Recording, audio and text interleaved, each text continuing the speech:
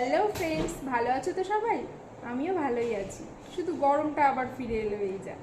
কিন্তু তাতে কি খাওয়া দাওয়া বন্ধ থাকতে পারে? আর তাই রাতের মেনুতে আজ আমি বানাচ্ছি এখনকার সব ভাইরাল দাদা দিদিদের মতন লাল লাল ঝাল ঝাল চিকেন কষা আর ঝরঝরে বাসন্তী পোলাও। তো চলো শুরু করা যাক, আর দেখতে থাকো ভিডিওটা। তো এখানে দেখো, পোলাওয়ের জন্য আমি গোবিন্দভোগ চালটা ভালো করে ধুয়ে জল ঝরাতে দিয়েছি, আর এদিকে মাংসের মশলা আলু সব কেটে রেডি করে নিয়েছি। আর এদিকে এই দেশি মুরগিটাও আমি ভালো করে ধুয়ে রেখেছি। এখন আমি আদা রসুন আর কাঁচা লঙ্কাটা পেস্ট করে নেব। কড়াইতে তেল দিয়ে ভালো করে গরম করে নিয়ে আমি গোটা গরম মশলা ফোড়নে দিয়ে দিলাম, আর স্মেল বেরোতে শুরু করলে দিয়ে দিচ্ছি পেঁয়াজ কুচি আর কাঁচা লঙ্কা কুচি, দিয়ে হালকা বাদামি রং হওয়া পর্যন্ত ভেজে নেব। এটা ততক্ষণ হতে থাক, আর ওদিকে আমি পোলাওয়ের প্রিপারেশনটা শুরু করে দিই। তো প্রথমেই একটা মিক্সিং বলে জল ঝরানো চালটা নিয়ে নিলাম। তো প্রথমেই আমি দিয়ে দিচ্ছি 2 টেবিল স্পুন মতন ঘি। দেন আমি দিয়ে দেবো পরিমাণ মতন হলুদ গুঁড়ো। না, কোনো ফুড কালার কিন্তু আমি ইউজ করছি না। রেস্টুরেন্ট গেলে তো সেই ওসব খেতেই হবে, কিন্তু ঘরেই যখন খাবো তখন ওসব থেকে দূরে থাকাই ভালো, কি বলো? আচ্ছা চলো কন্টিনিউ করি। এবারে আমি দিয়ে দিচ্ছি 2 টেবিল স্পুন মতন আদা বাটা। আচ্ছা বলো তো, এই পোলাওটার সাথে কোনটা বেশি ভালো যায়? লাল লাল ঝাল ঝাল চিকেন কষা, নাকি চিকেন কোরমা বা রেজালা ওই টাইপের কিছু? কমেন্ট করে আমাকে জানিও কিন্তু। আর এবারে যিনি আসছেন তাকে ছাড়া কিন্তু একেবারেই চলবে না, আমাদের লবণ মশাই। আরে না, লবণ সাহেব। দুজনের মধ্যে কেমন একটা সাদা সাদা ভাব আছে, তাই না? কিন্তু সব সাদা জিনিস আমাদের আবার সহ্য হয় না, তাই এনাকে ত্যাগ দিয়ে পিঙ্ক সল্ট খাওয়া শুরু করেছিলাম। কিন্তু উনি আবার শেষের পথে, অগত্যা এনাকেই আবার ডাকা, কারণ সব দোকানিরা আবার পিঙ্ক সল্ট রাখেন না। কি দেখতে পেলে তো, কথা বলতে বলতে কিন্তু দিয়ে দিয়েছি গরম মশলার গুঁড়ো, আর এখন দিয়ে দিচ্ছি গোলমরিচের গুঁড়ো। আর এই পোলাওয়ের আর একটা মেইন উপকরণ দিয়েছিলাম কিন্তু দেখানো হয়নি, সেটা হলো গুড়। যেহেতু পোলাওটা একটু মিষ্টি মিষ্টি হয়, তাই জন্য প্রয়োজন একটু চিনি। কিন্তু ওই যে বললাম, কিছু সাদা জিনিস ভালো নয়, ত্যাগ দিয়েছি জীবন থেকে, তাই জন্য ইউজ করেছি জাগেরি পাউডার। তা সে যাই হোক, সব উপকরণ চালের সাথে ভালো করে মেখে নিয়ে আমি আধ ঘন্টার জন্য ঢেকে রেখে দিলাম। আর এই যে এদিকে দেখো, আমাদের পেঁয়াজি দেবীর গায়ে মনে রং লেগেছে, বাদামি রং। তাই তো এনাকে আর একা ফেলে রাখা চলবে না, মিশিয়ে দেবো রসুন সাহেবের সাথে। সম্বোধনখানা মানিয়েছে বলো? এনারও তো মিল আছে ওই সাদা চামড়ার সাথে। আচ্ছা, অনেক হয়েছে রঙ্গ তামাশা, এবারে মন দেওয়া যাক রান্নায়। পেঁয়াজের সাথে রসুনটাকেও একটু ভেজে নিয়ে আমি এবারে এতে দিয়ে দিচ্ছি আদা বাটাটা। এদেরকে একসাথে তেলের মধ্যে খানিক নাড়াচাড়া করে নিয়ে এবার আমি দিয়ে দিচ্ছি টমেটো কুচি। এবারে সবাইকে আবারও কিছুক্ষণ ধরে আমি কষিয়ে নেব। নিয়ে আমি ধুয়ে রাখা মাংসগুলো এতে দিয়ে দিচ্ছি। মাংসের সাথে মশলাগুলোকে এবার আমি খুব ভালো করে মিশিয়ে নেব। তো মেশানো হয়ে গিয়েছে, এখন আমি দিয়ে দিচ্ছি পরিমাণ মতন হলুদ গুঁড়ো, আর দিয়ে দিচ্ছি পরিমাণ মতন শুকনো লঙ্কার গুঁড়ো। তোমরা যে যেরকম ঝাল খাবে সেরকমই লঙ্কা ইউজ করবে।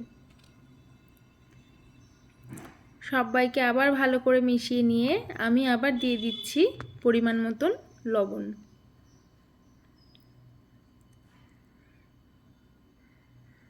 এবার আমি মাংসটাকে খুব ভালো করে কষিয়ে নেব। মাংসটা কিছুক্ষণ কষানো হয়েছে, এই সময় আমি দিয়ে দেব একটু গরম মশলার গুঁড়ো। এই কষানোর সময়ে এই গরম মশলা দিলে স্মেলটা আরও ভালো আসে।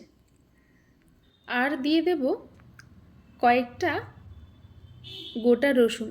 এগুলোকে আমি ভালো করে ধুয়ে রসুনের কোয়ার দিকগুলো ছুরি দিয়ে চিড়ে চিড়ে দিয়েছি, তাহলে তেল মশলাটা ভালো করে ঢুকবে ভেতরে। এই রসুনগুলো অনেকটাই বড় ছিল বলে আমি মাঝখান থেকে কেটে দিয়েছি, ছোট রসুন হলে গোটা গোটাই দিয়ে দিই। চিকেনটা হয়ে যাওয়ার পর এই রসুনের ভেতর তেল মশলা ঢুকে খুব টেস্টি হয় খেতে। আমরা সবাই কিন্তু এই রসুনটা খেতে খুব পছন্দ করি। তোমরা কারা কারা মাংসে এরকম গোটা রসুন খেতে পছন্দ করো কমেন্ট সেকশনে জানিও কিন্তু। আর আজকে কিন্তু আমি আলুটা ভেজে নিয়ে নিই। মাংসটা তো কিছুটা কষানো হয়ে এসছে, এই সময় আমি আলুটা দিয়ে দিলাম। মাংসটা পুরোপুরি কষানোর সাথে সাথে আলুটাও কষানো হয়ে যাবে। আর দেখো, এইবারে মনে হচ্ছে মাংসটা খুব ভালোভাবে কষে গেছে। তো এই সময় আমি দিয়ে দেবো পরিমাণ মতন গরম জল। হাই ফ্লেমে একটু ফুটিয়ে নিয়ে চিকেনটা আমি ঢাকা দিয়ে দেব আলু টালুগুলো সেদ্ধ হওয়ার জন্য। আর এবারে আমি রান্না করে নেব পোলাওটা। তার জন্য একটা ফ্রাই প্যান গরম করে আমি ঘি দিয়ে দিলাম। আর এবার আমি দিয়ে দিচ্ছি এতে কিছুটা গোটা গরম মশলা। নেড়ে চেড়ে নিয়ে ফ্লেভার বের হতে শুরু করলে আমি এতে দিয়ে দেব কাজু বাদাম। কাজু বাদামটা নেড়ে চেড়ে হালকা করে ভেজে নিয়ে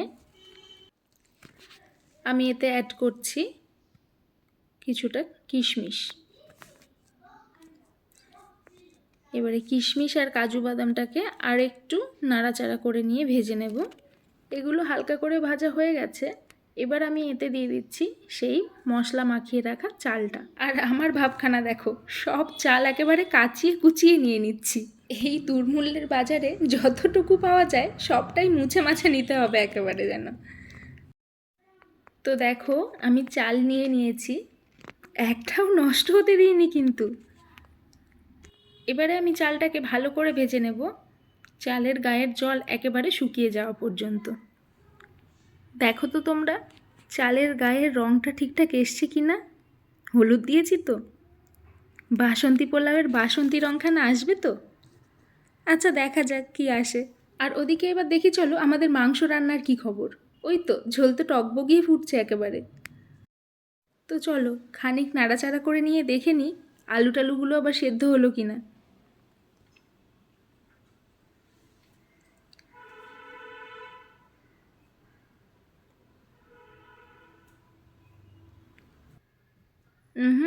মনে তো হচ্ছে আর একটু সময় লাগবে, আবার ঢাকা দিয়ে দিই। আর কিছুক্ষণ পরে দেখো এখন মাংসটা মনে হচ্ছে হয়ে এসছে। আর আমি দিয়ে দিচ্ছি ওপর থেকে গরম মশলার গুঁড়ো, দিয়ে কিছুটা নাড়িয়ে চাড়িয়ে মিশিয়ে নেব। যেহেতু পোলাও দিয়ে খাবো তাই ঝোল ঝোল তো করবো না, কষা কষাই হবে ব্যাপারটা। গরম মশলা দিয়েছি, কিছুক্ষণ ফুটিয়ে নিচ্ছি। তো এবারে মনে হচ্ছে একেবারে রেডি। আর ওই যে দেখো যে আলুটা ভেঙে দেখেছিলাম সেদ্ধ হয়েছে কি না, সেটা একেবারে দুভাগ হয়ে গিয়েছে, মানে পুরোপুরি ওয়েল কুকড।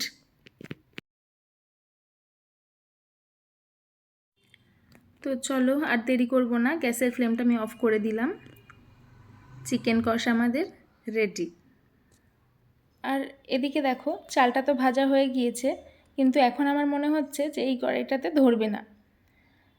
তাই জন্য এই কাপে করে মেপে নিয়ে আমি কিছুটা চাল তুলে নিচ্ছি।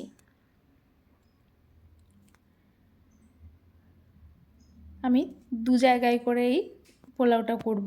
এবারে আমি যতটা চাল নিয়েছিলাম এক একটা কড়াইতে তার ডাবল মেপে জল দিয়েছি। বড় ফ্রাই প্যানটা আমি বসিয়ে ঢাকা দিয়ে দিয়েছি, আর যে চালটা তুলে রেখেছিলাম সেটা আমি এই কড়াইতে বসিয়ে দেব। কড়াইটা গরম করে আমি চালগুলো ঢেলে দিচ্ছি। এখান থেকেও কিন্তু আমি চালগুলো কুড়িয়ে কাছেই নিয়ে নিয়েছিলাম। তো একটু নেড়ে চেড়ে আমি এবারে ঢাকা দিয়ে দিচ্ছি। দুটো দিকেই লো ফ্লেমে করে দিয়েছি।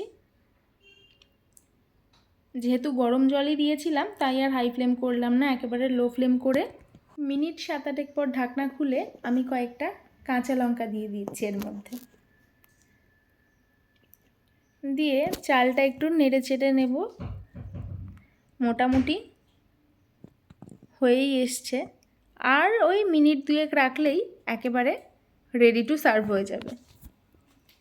তো আমি একটু নেড়ে চেড়ে আবার ঢাকা দিয়ে দিচ্ছি। ঝুরঝুরোই আছে দেখো ভাতগুলো।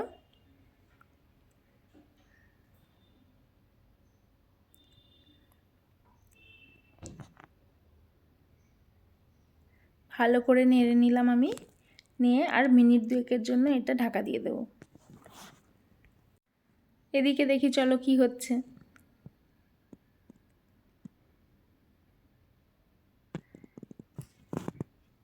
এদিকটাও সেই একই ব্যাপার, তবে এদিকে মনে হচ্ছে জল জল ভাবটা একটু বেশি আছে। এখানেও কয়েকটা কাঁচা লঙ্কা দিয়ে আমি এটা ওই মিনিট 3 পরে খুলে দেখব কেমন হলো। তো এই যে দেখো এখন আমাদের লাল লাল ঝাল ঝাল চিকেন কষা রেডি। জানি না ক্যামেরায় কতটা বোঝা যাচ্ছে লাল লাল ঝাল ঝাল ব্যাপারখানা, তবে হয়েছিল কিন্তু খুব সুন্দর। আর এই যে এদিকে মিষ্টি হেসে তাকিয়ে আছে আমাদের ঝরঝরে বাসন্তী পোলাও। আর অবশেষে আমি ডিনার টেবিলে সমস্তটা সাজিয়ে নিয়েছি। তো আজ এসেছে আমার মা আর দিদি ভাইয়ের ছোটো মেয়েটা। বাচ্চা দুটো তো খুবই এক্সাইটেড এগুলো টেস্ট করার জন্য। তো চলো আর দেরি না করে ডেকে নিই সবাইকে। আর এই দেখো বসে পড়েছেন ম্যাডাম, আর ওইদিকে কর্তামশাইয়ের পাশে বসে আছে পুচকুটা, আমার দিদির ছোটো মেয়ে। আর মা দেখো ক্যামেরার সামনে লজ্জা পেয়ে হেসে ফেলেছে। আর সবাইকে দিয়ে নিয়ে আমিও এখন বসে পড়েছি খেতে।